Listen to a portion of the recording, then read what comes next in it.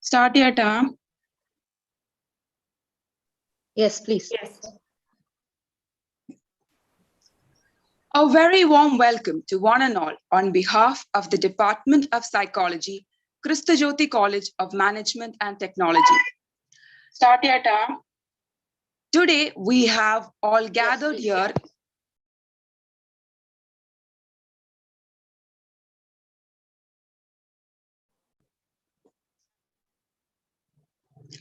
Today we have all gathered here to be a part of the international webinar series, Sci-Hub, organized by the Postgraduate Department of Psychology and Internal Quality Assurance Cell of Kristajoti College of Management and Technology. So without further ado, I would like to invite Ms. Sajna Sajan, Assistant Professor of the Department of Psychology, to welcome the gathering. Good morning, one and all. Respected principal, our resource person, beloved audience, colleagues, and dear students, a warm welcome to everyone. I'm extremely happy to get this opportunity to welcome you all to the third session of the International Webinar Series, Sci-Hub, organized by the Postgraduate Department of Psychology and Internal Quality Assurance Cell of Kristajoti College of Management and Technology. I feel proud to be a part of such an elite institution where the management is open and supportive to the ideas of teachers and students. On behalf of the Department of Psychology, I welcome our dearest principal, Reverend Father Joshi Chiramkuri CMI, to this webinar. Next, I welcome our Vice Principal, Dr. Verghese Anthony Sir, and the Internal Quality Assurance Cell Coordinator, Sushil Sir, and Joint Coordinator, Anuma, to this webinar. Next, I would like to welcome our resource person for today's event, Mr. Joseph Matthew. It's my added pleasure that Mr. Joseph is a senior of mine and we graduated from the same college. We are grateful to him for accepting our invitation and for sharing his valuable time with us. So happy to have you with us today. Welcome. Next, I would like to welcome our dearest HOD, Dr. Angel Thomas, who is the master brain of this event and backbone in guiding and motivating us all ways possible. Welcome, ma'am. With much pleasure, I welcome all the teachers, students, and the participants to this event. Hope you'll all have a great learning experience. Happy learning, and thank you.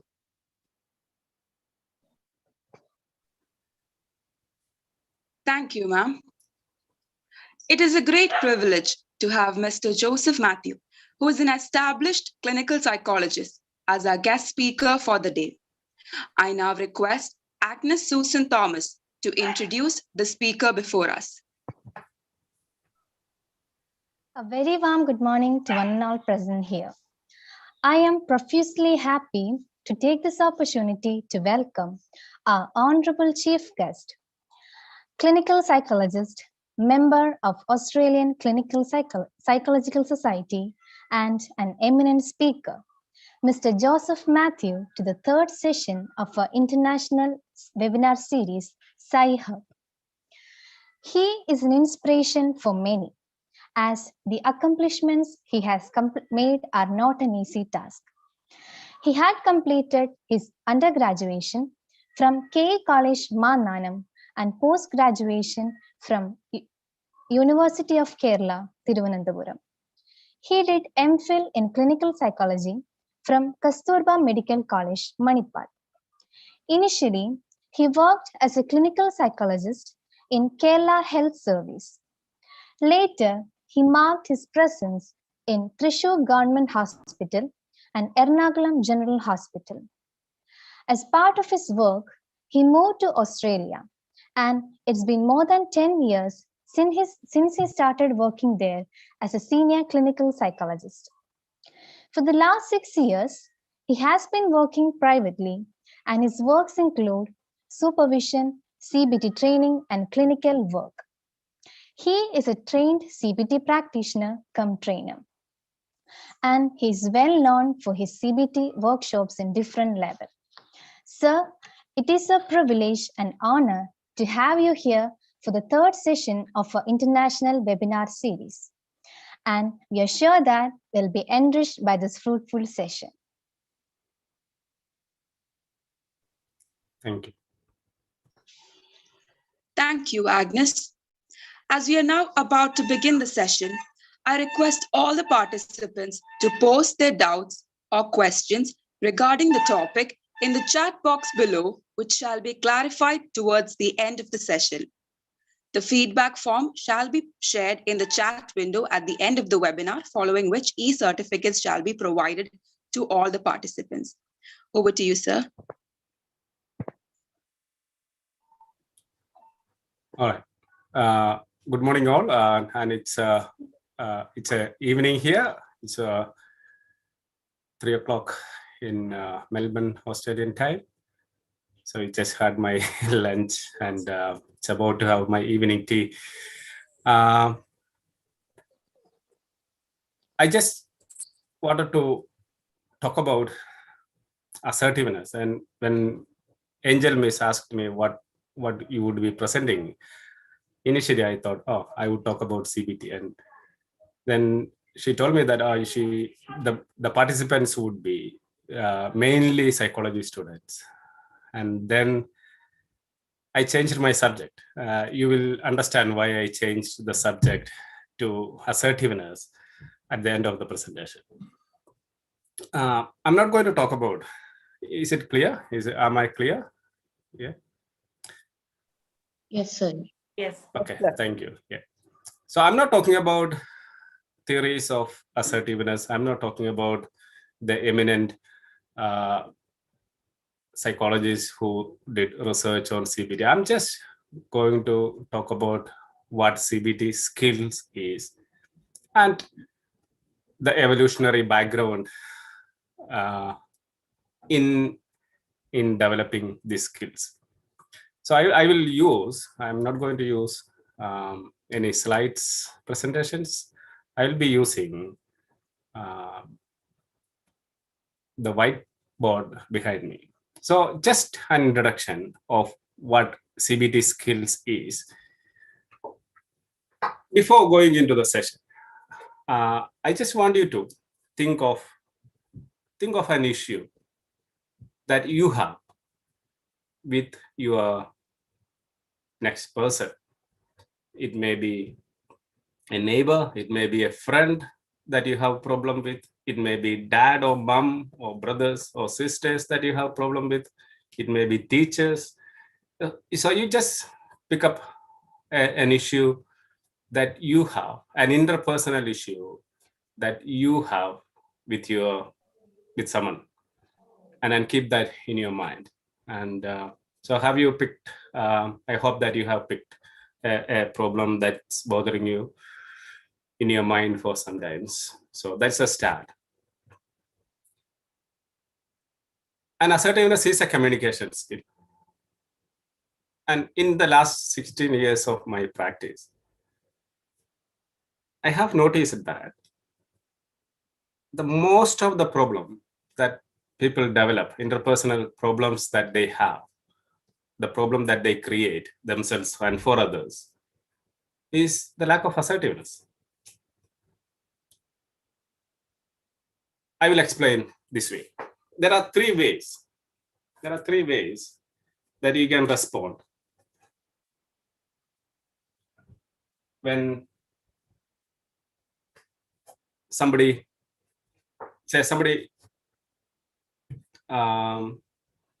doing things that you don't like. So you have a problem with your friend, or you have a problem with your a passenger in the bus. You can respond in three ways. Or they may be doing the right thing. They may not be doing anything wrong, but you don't like it. Still, you can respond in 3 ways. One is, you can become aggressive.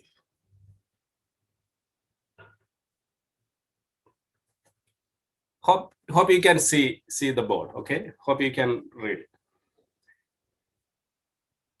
When you talk about aggression, there are 3 styles of aggression. One is the physical aggression,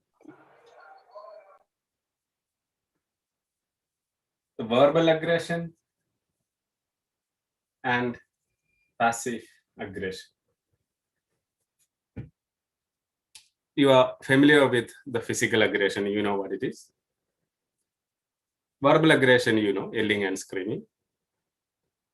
And what passive aggression is, that there are times that I can't physically get angry or verbally, and they turn into passive aggression. One of the best examples of passive aggression, maybe I'll talk about from my experience. I am hiring a clinic in my private practice, and the COVID hit, and the work became less. And without discussing with me, he just increased the rent of the clinic early this year. I can't physically get angry with you because, and I cannot verbally, I'm not able to. So passive aggression is that the rent that I'm paying for the clinic is a package. So the room, the space, the electricity, the phone. So when I leave the office, I turn all the heater on for all day, all night, or all weekend. I turn the heater on or AC on and leave the office so that let him pay the bill. And he doesn't know, but I'm taking my anger in a passive aggressive way. And that's another way of our aggression. So we talked about 3 aggressions: physical aggression, verbal aggression, or passive aggression.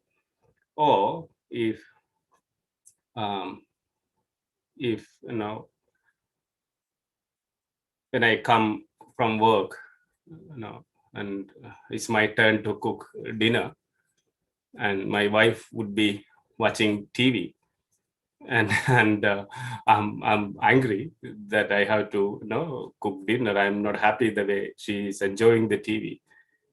So what I do is I will deliberately put the noise of the pressure cooker deliberately up, or I will be making lots of noise in the kitchen, or I will be starting the vacuum cleaner so that she doesn't enjoy the TV. So that kind of passive aggression is an example that I could talk about. So there are 3 aggressions.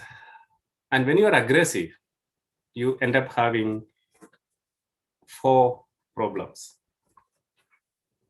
One is, you are automatically creating problems with the law. You will contact, you are in trouble with the law. Police will call you, or they will call police. So you know that. The other second outcome is that they escalate in their anger. They get more angry, and the problem escalates. So they escalate in their anger, or they just run, they just avoid, and you'll be wondering, why that person is not talking to me. So they just avoid. We miss a person in our life. So that's the outcome of being angry. Or you start feeling guilty. You feel, I should not have done it. I should not have said it. So aggression is one way we can react to. and it will end up having those 4 outcomes. So hope I'm continuing with understanding with the understanding that you all understand it and make sense. If you have any problems, yeah, please stop me anytime. Okay. So the other way of reaction is non-assertiveness. Non-assertiveness is becoming passive, becoming submissive, becoming quiet and silent. You can't stand up for your rights. You can't stand up for your rights.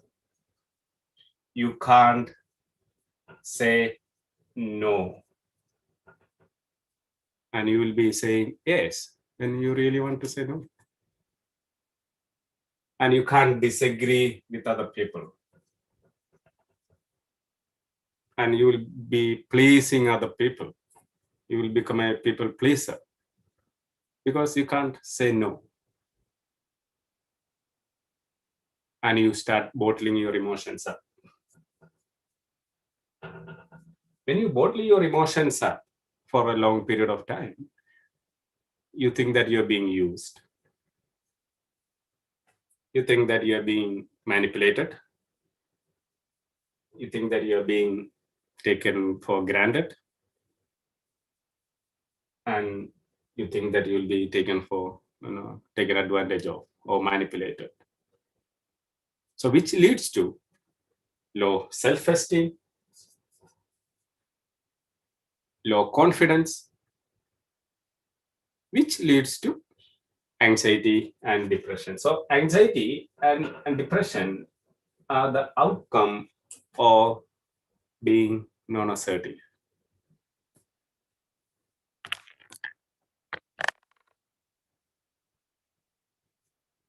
Or you blow things out of proportion and you'll end up there at the end. So these are the 2 common reaction patterns that we see. What is assertiveness is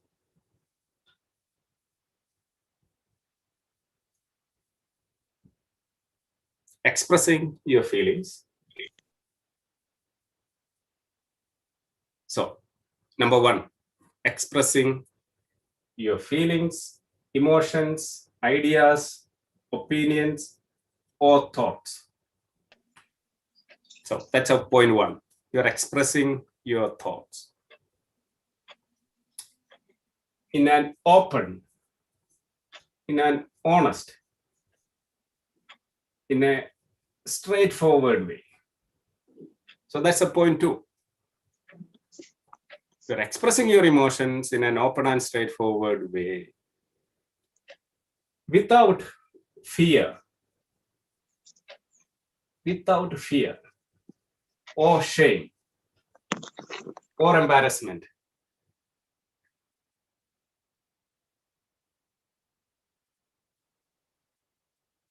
But can you see, an angry person is doing the same thing though. An angry person is expressing his feelings and emotions in an open and straightforward way without fear or shame or embarrassment. But assertiveness is the next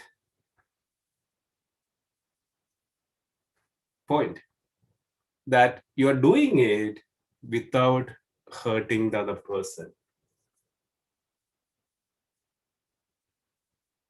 You're considering the other person's emotion. You're considering the other person's feelings in a consistent way and in short. So if you remember those 6 points, 1 is expressing your feelings and emotions in an honest, straightforward way without fear or shame. without hurting the other person in a consistent way. In short. So, in other words, you're just saying, if you don't like something, you're saying, I don't like it. I will give you an example, and then you can make it more clear.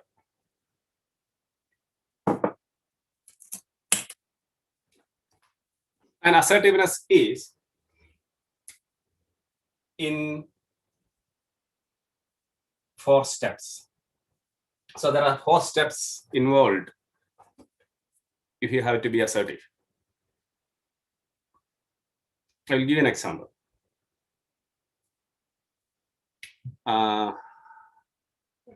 What would be an example? That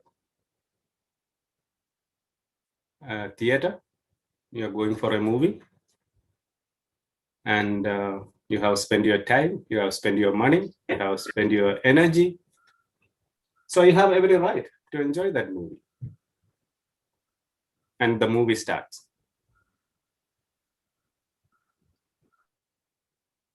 And a child starts crying, or somebody playing on iPad or iPhone or phone and making noise, that you can't enjoy the movie. Or somebody disturbing you in a bus that you are traveling, or somebody is harassing you in public, and you have heard or you have read the news about people, being nasty and harassment, sexual or whatever. So we go back to that example of being in a theater. So what do? A child starts crying and you cannot enjoy the movie. You cannot hear the movie. So what do? One is you can become aggressive. You can hurt them physically, or you can abuse them, or passive aggression may be that you start making noise. So nobody in the theater enjoys the movie. They will call police, or they will start fighting back, or you suddenly see that the mother or the person wake up and went, and you think, oh, I should not have said that. So what is assertive way of, or you can stay there feeling uncomfortable, feeling miserable, not enjoying the movie. You can spend 2 hours there in that anxiety and that angry mode, and you come out more uncomfortable, more distressed. So what would be the assertive way of communicating, in an assertive way of telling things?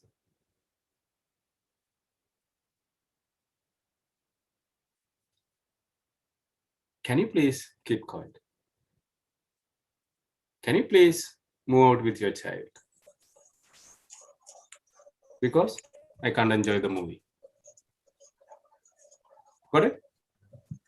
Can you please keep quiet? Can you please stop playing on phone? Because I can't enjoy the movie.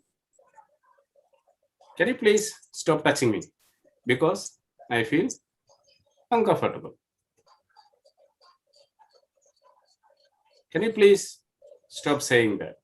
Because I don't like it. So that's the steps 1 in assertiveness.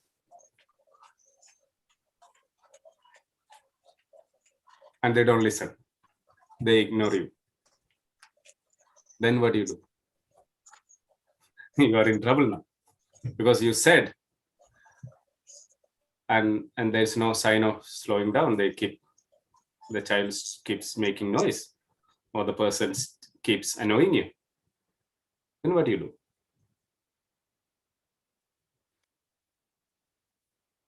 Because in this situation, you are making sure that the other person heard you, the other person understood you. Your action may be different. You may not have communicated it better. the other person may not have heard it.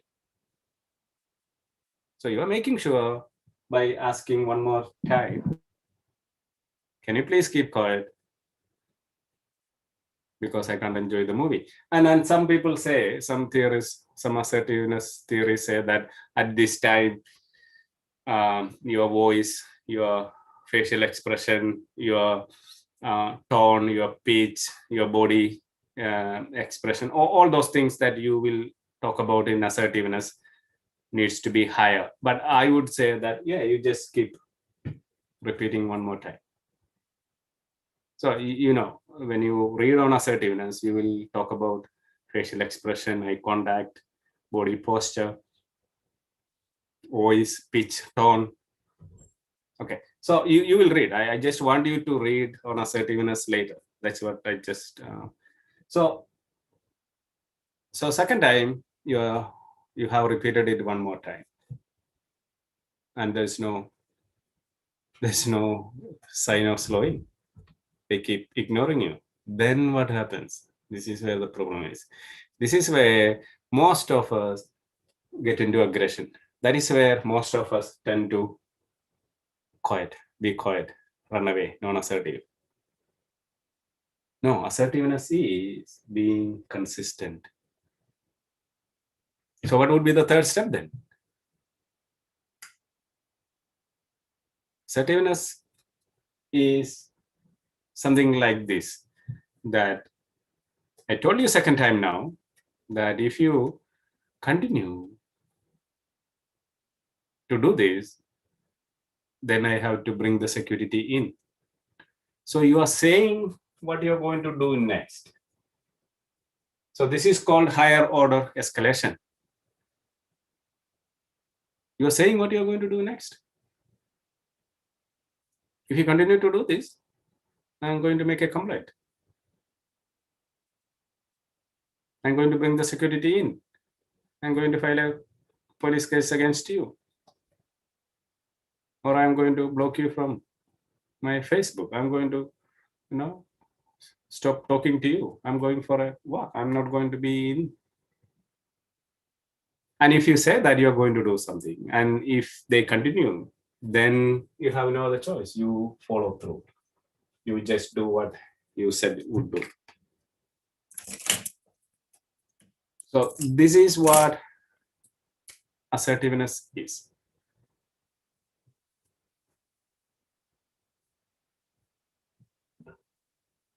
So 4 steps in assertiveness is saying things, making a statement, repeating it again with the goal of making them understand, and saying what you're going to do next, and then you follow through. Perfect? And assertiveness can be summarized in 3 S's. Sweet, short, and strong. So assertiveness is easy, 3 S's. Sweet, short, and strong in 4 ways. So to remember 4 steps, 3, sweet, short, and strong.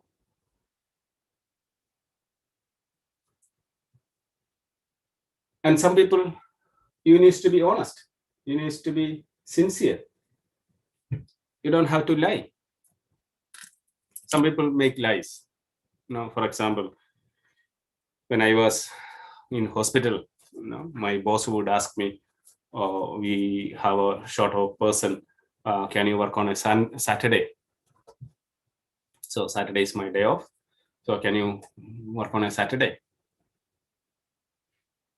And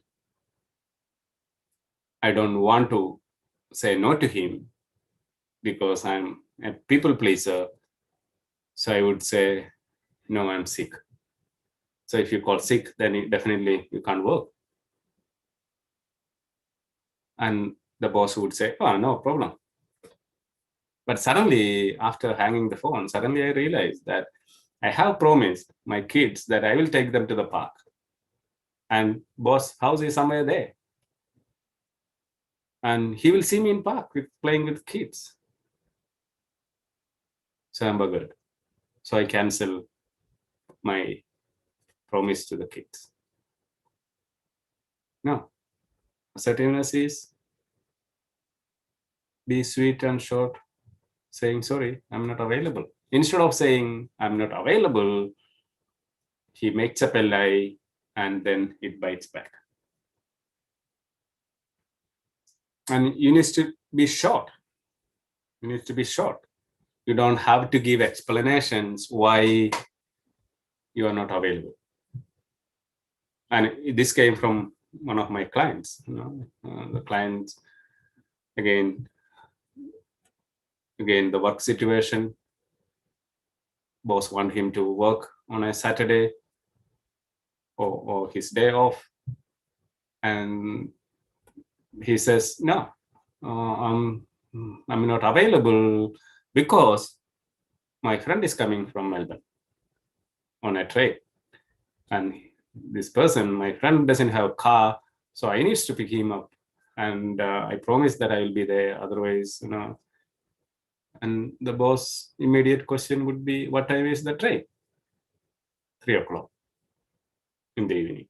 And boss immediately would say, okay, that's fine. You come in the morning and leave at 2 o'clock or 2:45.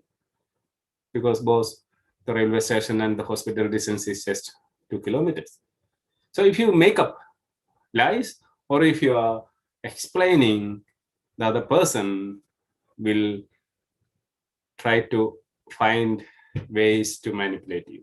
So now you know why it is important that you need to be sweet, short, and strong and consistent. Okay. So this is the first part of my presentation today. So this is an assertiveness in practice, assertiveness in action. And I'm not talking about the theories. I'm not talking about how we assert and theories of assertiveness and things. So this is just assertiveness in action. I just thought that we will have a Angel Miss. I just thought that I will pause it and go to the next level, or we will just go for the discussions or question answers at the end of the presentation. Question answers will be at the end of the presentation. At the end of the presentation, thanks. Yeah. Now coming back to the problems that you have, that you're thinking in the beginning of our chat. Did you get angry? Or were you not putting your opinions and thoughts in a nice and polite way? Is this issue happened because you're not assertive? Did you have to react? And when they reacted, did you react in the same way, or did you run away, or you didn't stand up for your rights, or did you remain assertive? So what was the problem? Where did it come from? Can you see that the lack of assertiveness is the main cause of most of 99% of interpersonal conflicts that we see in our society, in our personal life? And we are not assertive. We are not assertive. And assertiveness is not a skill. Assertiveness is a skill. Assertiveness is not something that we have within our brain. Okay, assertiveness is not within us. Assertiveness is a skill, like a dancing, playing basketball, playing tennis, playing a piano. It's a skill that we have to develop. But what is within us is to get angry, to fight, or to run away. And I will talk about that part of the brain.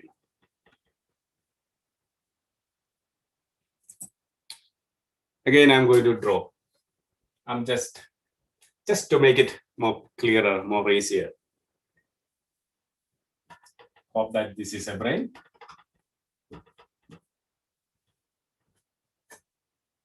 How old are we? How old are you? You calculate your age. 28, 22, 18, 48. No. Our brain is much, much older than that. Our brain is around 200,000 years old. Okay. I'm talking about the evolution.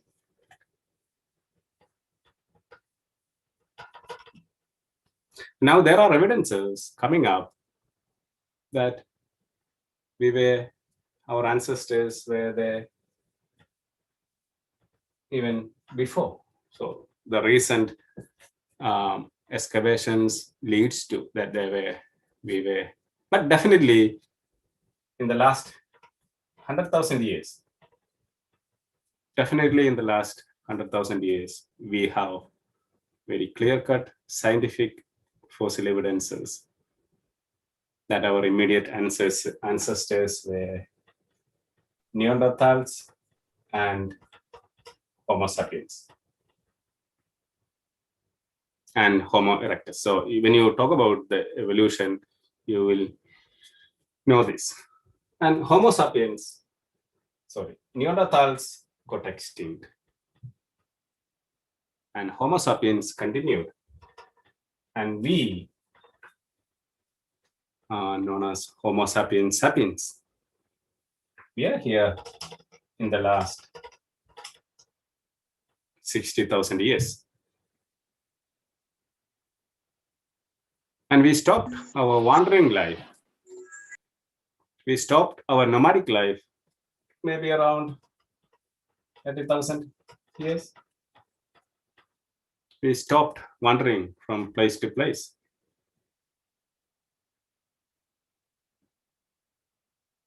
And when we stopped, we started cultivating. We stopped hunting. We started having our own, we had enough time. We had enough time in the evening. So they started singing, they started living in same groups. And so the civilization started, maybe around 20,000. These dates are not accurate. I'm just making some dates just for you to understand.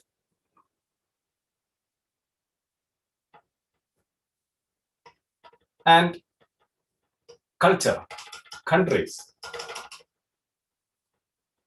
all started coming up. Civilizations, culture, country, tribes, sects. And all that we see today, all the scientific improvements and developments that we see today happened only in the last 300, 200 years now. Everything that we see today, all the developments, all that massive hike in this happened only in the last 300 years, 200 years. And all this time, what was evolving was the frontal lobe. You know, when you study the brain, you talk about reptile brain. When we talk about midbrain, we talk about frontal lobe. And the frontal lobe, or this limbic system, as we talk, is the seat of emotion, and we call it emotional brain. So it's called emotional brain. And this part of the brain is called thinking brain, which is called frontal lobe. And that's what it is. That is what it is. That's what we also all see today. The overshoot of the frontal lobe that happened somewhere here.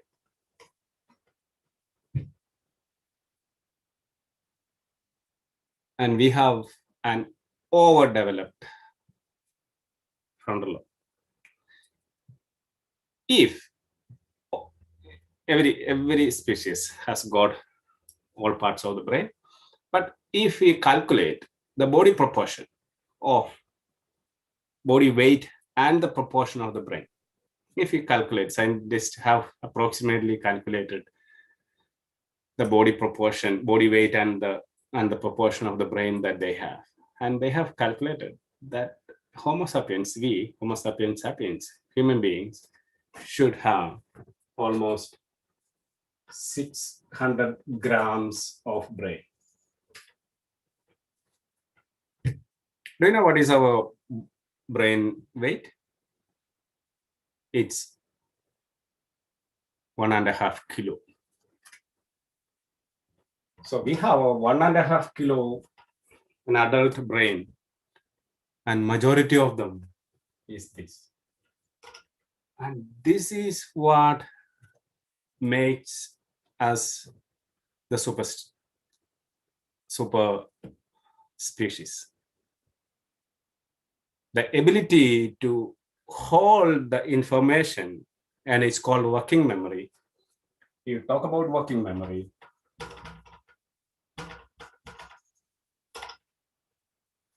When you have to read on working memory.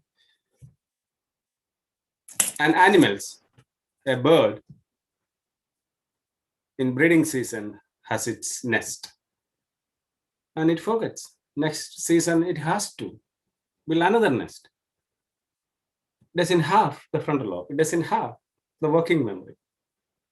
But we, Homo sapiens, have that basic knowledge and acquire the next level of the information and store it there.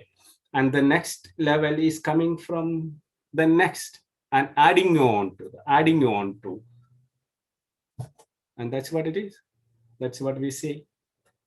I'm just talking about the evolution, and that's what about the thinking brain. Now we started with cycles and then four-wheelers, and now most aircraft and space shuttles. It's adding on to the existing knowledge, and that's what working memory is all about. When we had the house, look at the caves, and they had their own house, and the next time they added something to it, and next time there's something added to it, and old houses, more improved houses, and now 10-story building, and it's all that thinking brain that makes this, and that helps the evolution. And when you talk about the evolution, you talk about random mutation and natural selection. I'm not going into that. It's not important here. But all this time, when we were wandering from place to place in search of food, okay, I have to ask you one more question before going into that point. So what is the function of any living beings? I cannot ask questions, because I don't get answer back. So I can ask questions and get the answer same. Any function of living beings is to exist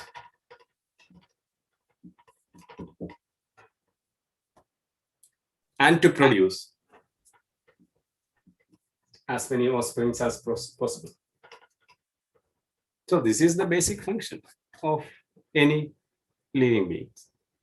And we know corona is the species that's surviving, producing as many offspring as possible, multiplying. And that's the most successful species in the universe now, on Earth now. To exist is the individual goal, and to produce is the species goal. Multiply is the species function. But the individual function is to not to get killed, to exist, to survive. But we are not living in that forest anymore. We are not living in that era anymore. We are living in a modern civilized society. So there are social functions, there are social roles. We are not just there to produce and just to exist. We have other social roles, social functions, rules and regulations, values, family values, social values, empathy, humanism, care, helping the fellow human beings, helping the vulnerable. We are living on the 5th of June 2021. So our goal is not just to exist, but I'm talking about those times, pre-nomadic life. What do you think? What was the main emotion that we had? Fear. Yeah. The fear was the most significant, strongest emotion that we had. What is the fear? Fear that we get killed anytime. Fear that we get extinct anytime. Fear that I get attacked by anytime. I can get extinct anytime. And what was the tool that we used, our ancestors used? To run. Running away from the problems. Avoiding the problems. Hiding away from risks. Not to be seen. And every time there was a risk, every time there was a risk, perceived or real, we used to run. A sudden movement, run. A sudden change, run. Sudden noise, run. We kept running, millions of years. And that's how we survived.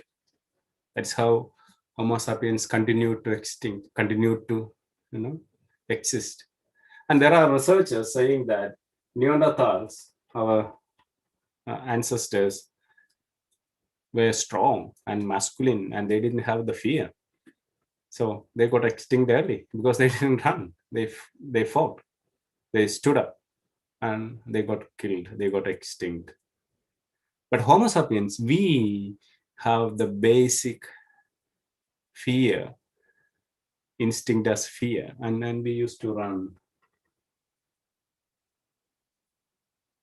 And even if we were wrong 99 times, it was still a useful tool, because there was a tiger once.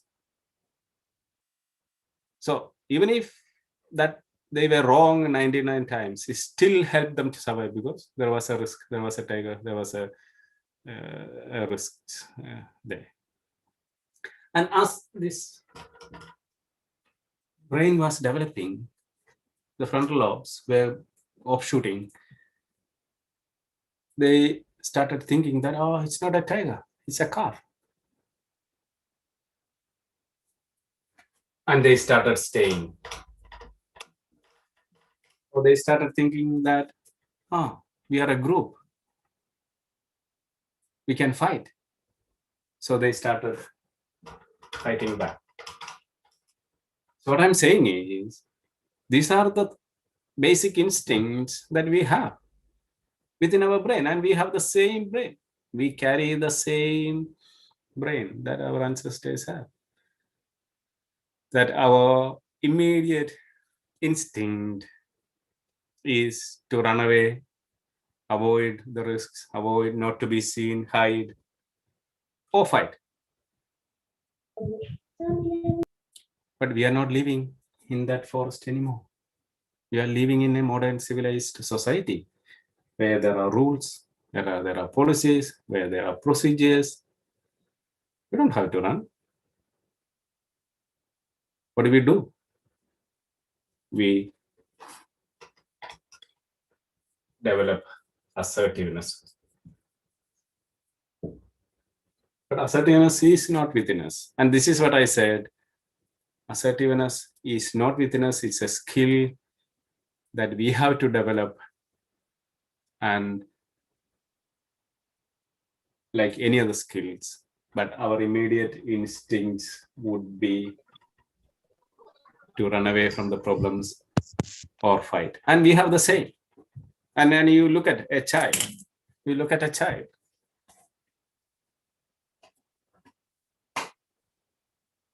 He will be scared. You remember, you will know. It's the fear starts from the beginning. You will hear about attachments and attachment theories and later. But I remember when I come home after a week, my 6 months old used to cry. He wouldn't come to me because a stranger. You remember the first day you went to school, you had the fear. You wanted to run. But your parents didn't allow that to happen. When you went to school first, when you got best first, when you went to get to the town first, when you went to the school, when you went to the college, when you went to your job agency first, when you meet a new person, when you meet your teacher, when you meet your principal, when you meet a person in your town, when you travel first time outside of the city, when you fly next, when you catch a train to a different city, we have that basic instinct. We don't want to go. We wanted to hide. We wanted to run away. But we develop that skill by doing it again and again and again and again and over and over. But that doesn't mean that our instincts are not there. And that's the need of be developing assertiveness. And this was in this context that I talked about. Not aggression, not avoiding, but you can be assertive. You can express your feelings and emotions. If you don't like something, you say, I don't like it. If your best friend saying that, oh, can you come to me? And if you don't like it, you say, sorry, I don't like it.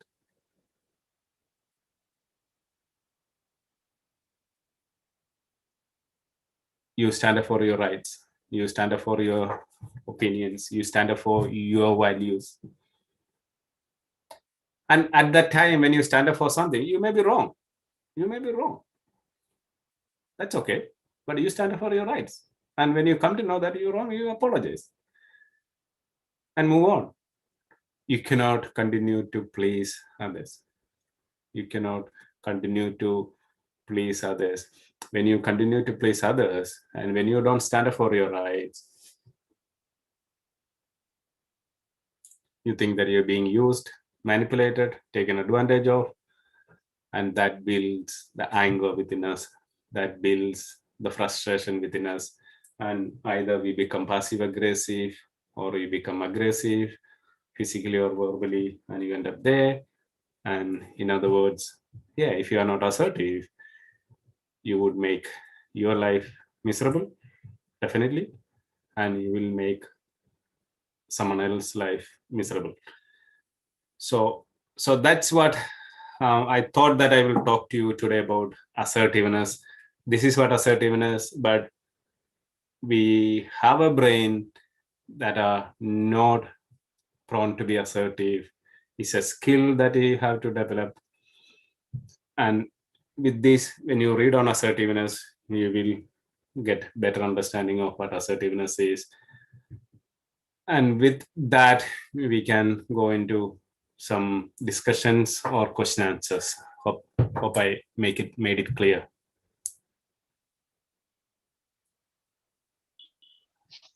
Thank you, sir, for that enriching and informative session. Now we move on to the question answer session. So if there are any questions related to the topic, please drop them in the chat box below.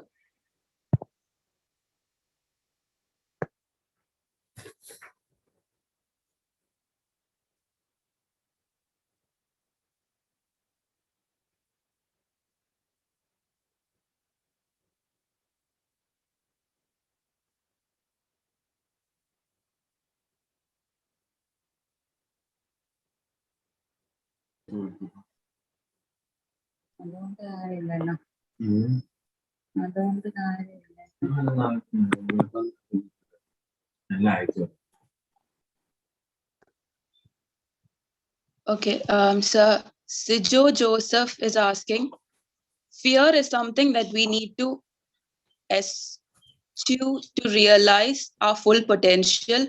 What we need to fear is fear itself. I don't think that's a question. I'm sorry. Wait, that was it. What was the question? Yeah, that was a statement or something. Yeah. It says fear is something that we need to eschew to realize our full potential. What we need to fear itself. Okay.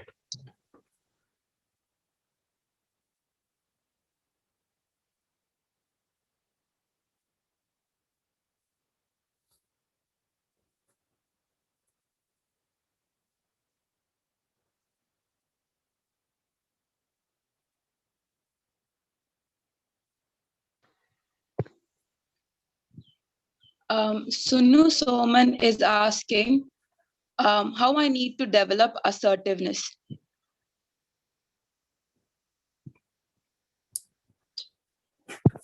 Okay. That's something that I was talking about all the last one hour, that there's a need for us to develop assertiveness. And we have the fear, basic fear, and see in those times when we are living in the forest, if I don't like you, if I don't like you are gone tonight. You are gone tonight. If I like your jacket, and if I want it, you're gone. You're gone. I do what I needs to do. You'll be killed, and I'll get the jacket. That was what the fear. So what these modern times is to follow the rules, and there are rules, so we don't have to have those aggression or running away. And how the question is how you develop assertiveness is it's about knowing what assertiveness is and knowing your rights are. What is your right, where you can go, the theater situation, or in a best situation where when somebody is touching you, you needs to, instead of taking your pin out first, you needs to say in a quiet and nice and polite way, sir, can you please move out? Can you please move away from me? Because it's hurting me. It's making me feel uncomfortable. But we learn, for some reason, we learn to get into the action stage first. And we develop conflicts and later we come to know that that poor man was I have many experiences from clients while I was working in Kerala, where they were publicly humiliated, where the intentions were not that. And so assertiveness is a skill. And if you ask me a direct question, how you develop assertiveness, you improve your communication, start talking. You have your own small I always come up with one sentence when with my clients. I always say, sorry, can you please stop raising your voice because I feel uncomfortable. So you practice those communication skills with your best friend. And there are people who are assertive at family, and they are not assertive with their boss. There are people who are assertive in class, not assertive with their friends. There are people who are assertive in one area. Then they are not assertive in other areas. So you may, some of the parents, if you're participating, you know that you are assertive with kids, but you are not assertive with your boss. You may be assertive with workplace, you are not assertive at home. So it creates problems. And sorry, I don't have a general answer question, specific questions how to develop assertiveness. It's a gradual way of how do we drive, how do you learn to drive. It's a learning theories and a little bit of practice with the instructor, and then you learn, you get your license. That doesn't make you a good driver. Practice, and then later you become a good driver. So you needs to develop it by taking small steps and practice and improve your communications. Sorry, I know that I haven't answered your questions, but yeah.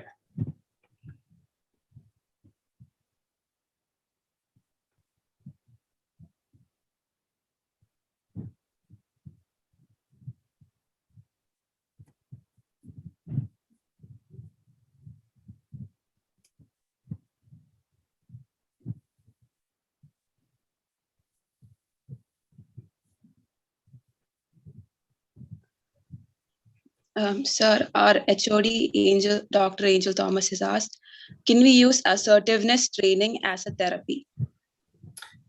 Yes, definitely. As I said, now going back to that, thanks, Angel Ma'am, for bringing that question up.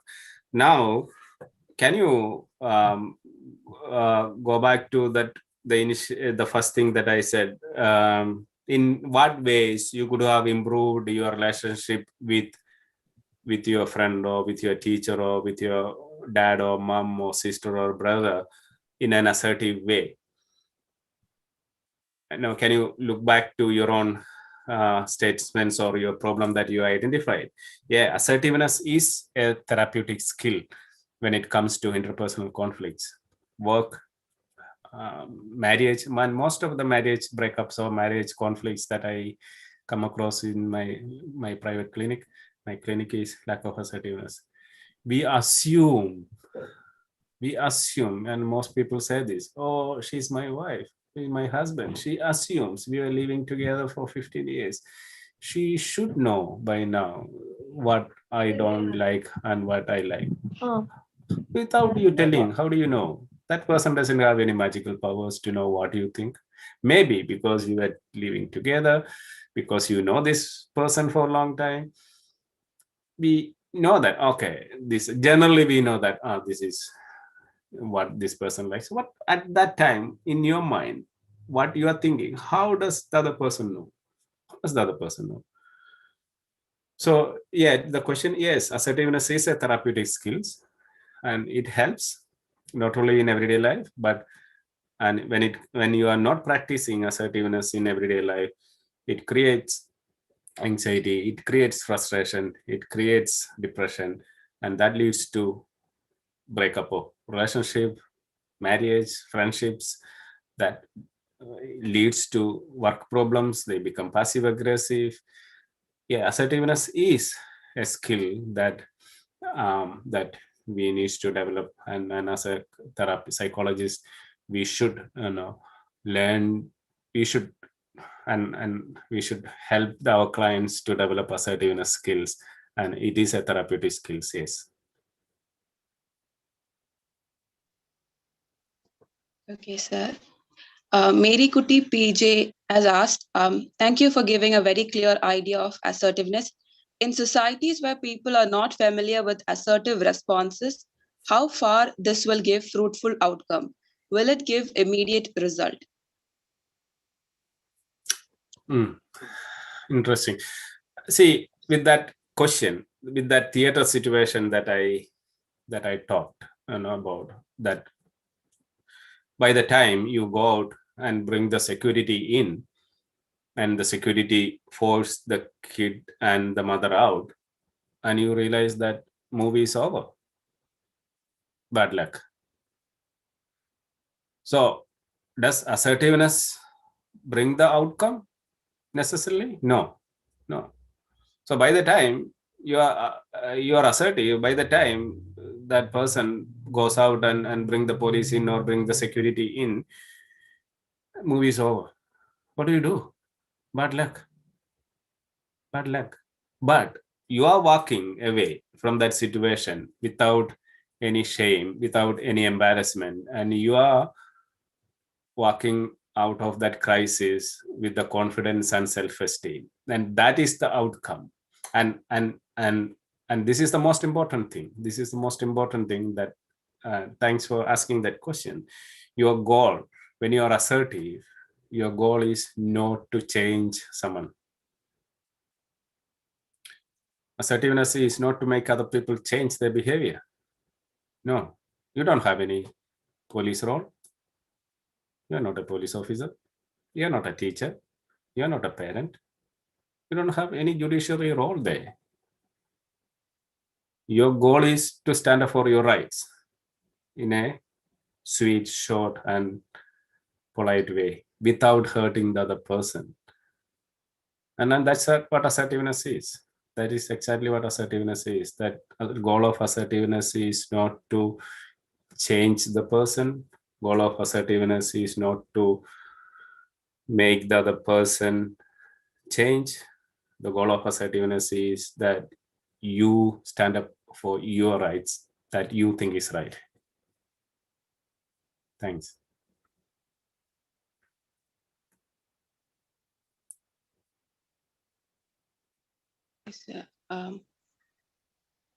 I hope that that's clear. Just wanted to. Yes, sir.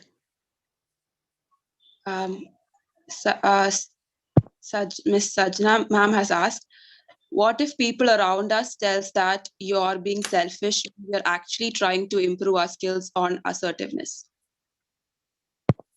When you develop a habit, a non-assertive habit, and it has become established, and when you are trying to learn to be assertive, the other person on the other side get stuck or get angry, get annoyed, or get confused. So that's true.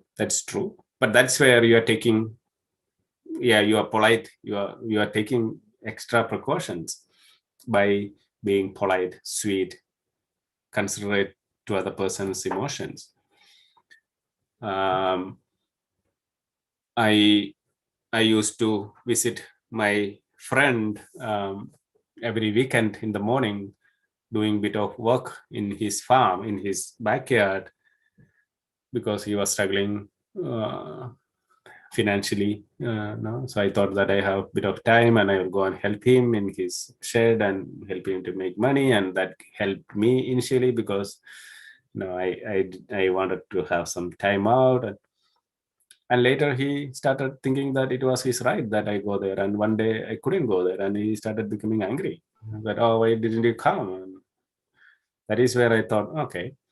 So the assertive way of saying is that, sorry, mate, and I have other jobs to do, and I have other responsibilities. So hereafter, I may not be coming, but if I have time, I will let you know by Friday. Or so you can't get out of certain habits, and as you know, changing a habit is hard. Changing a habit is hard, as we know, psychologists we know. So if you are already established a habit, aggressive habit or non-assertive habits, it's hard to change. And then they take it as we punishing them, or we become. They think that we are angry, or we have they can think whatever they want to think, but you are considering the other person's emotion, but you are at the same time becoming polite and nice and sweet. And they person, yeah, I know that. I know exactly what happens when you change your habit suddenly. The other person thinks that we are playing over smart, or we are punishing them, or say they can think whatever. But you have taken all the precautions, necessary steps to make it not to hurt the other person, and that's what you can do. If that person get hurt, again, as I said, bad luck, but you haven't done anything wrong. Thanks.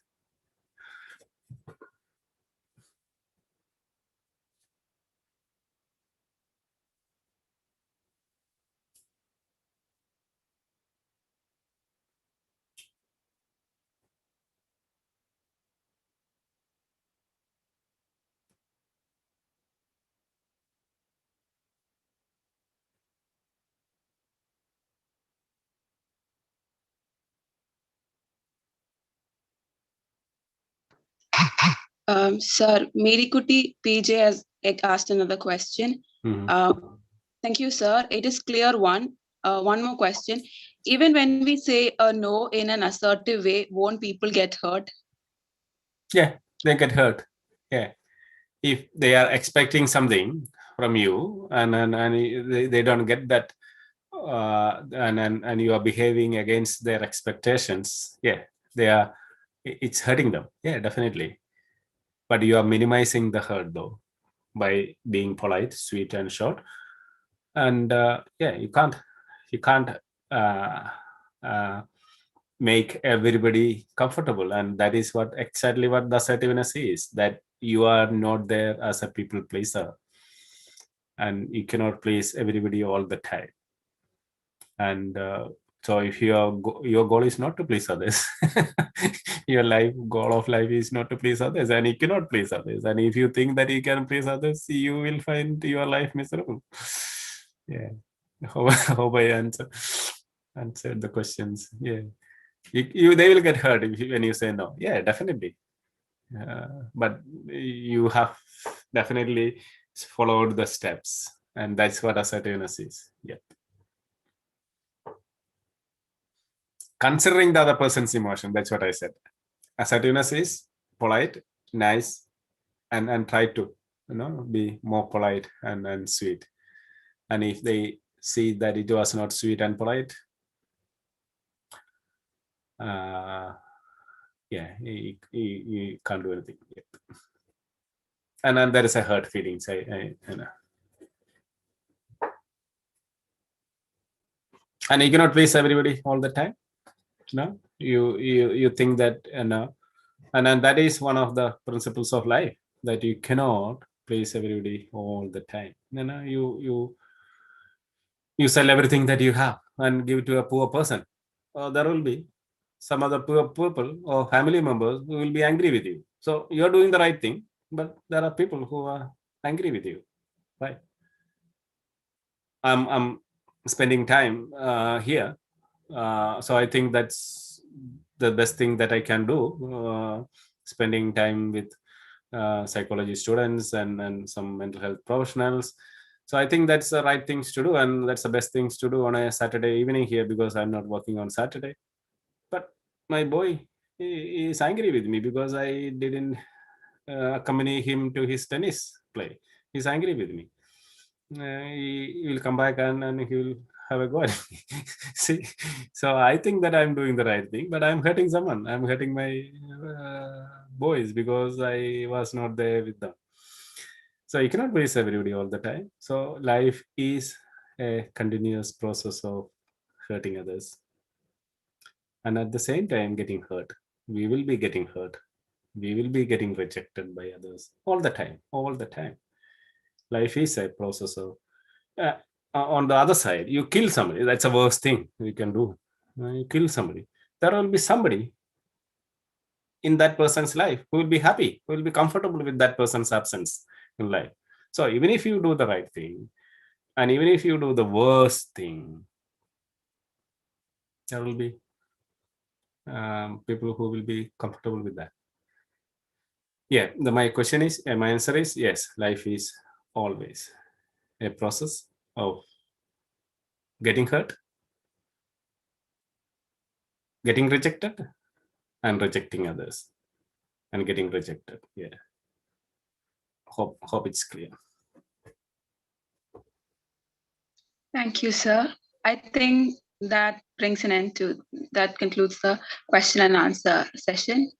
I kindly request all the participants to fill the feedback form provided in the chat box so as to receive the e-certificate for the same. I would like to notify all the participants about the next webinar, which is on the topic, Build Yourself as a Branded Psychologist, and our guest speaker for the day is Mr. Sunny Joseph.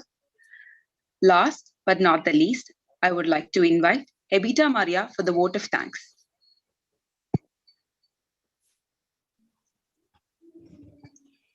A warm and pleasant morning to all. It's my privilege to propose a vote of thanks and acknowledge the contributions of those who work really hard to make the third section of International Webinar Sci-Hub a success. This webinar is organized by the Postgraduate Department of Psychology in association with Internal Quality Assurance Cell. This was our third section based on the topic Assertiveness. First of all, I thank the God Almighty for making today's section a resounding success. With your blessing and grace, we are able to make this event a memorable one. I extend a special mention to our very respected principal, Father Joshi Chiramkuri CMI, for being the catalyst that stimulated us to do our best and standing as a pillar of strength and support. Dear Father, thank you so much for your warm-hearted support.